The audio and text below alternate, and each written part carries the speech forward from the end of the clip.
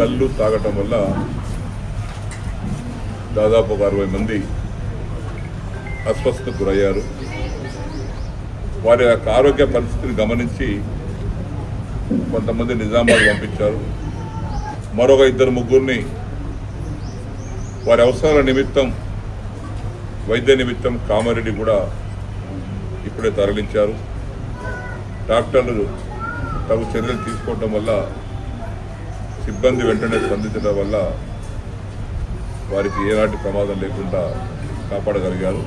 Excise department వారికి ప్రత్యేకంగా చెప్పేది, చేతులు గాలినాక ఆకులు పట్టుకోవడం కాదు, ఇది అరికట్టాలి. ఎందుకంటే ఇది ప్రాణాలతో చెలగాడం అనేటువంటి పరిస్థితి వస్తుంది.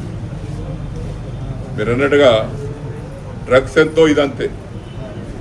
డ్రగ్స్ వల్ల ఏ ప్రమాదం జరుగుతుందో, ఏ రకమైన అనారోగ్యానికి వస్తుందో ఇది కూడా డ్రగ్స్తో సమానమే. మిగతా ప్రాంతాల్లో కూడా ఈ డ్రగ్స్తో సమానమైనటువంటి కల్తీ కల్లు మందులను పూర్తి స్థాయిలో అరికట్టవలసినటువంటి బాధ్యత ఎక్సైజ్ డిపార్ట్మెంట్ పైన ఉంటుంది.